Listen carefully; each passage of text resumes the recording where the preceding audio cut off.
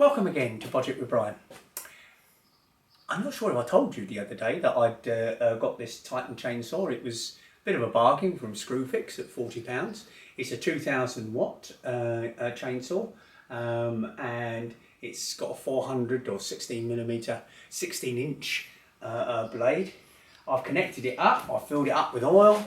I'll start it, so mind your ears. Look how fast that blade stops.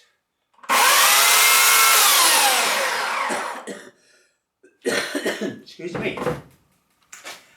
Haven't put it in use yet. The gardener's going to have a go at it, so more report on its performance. But I expect it to cut wood.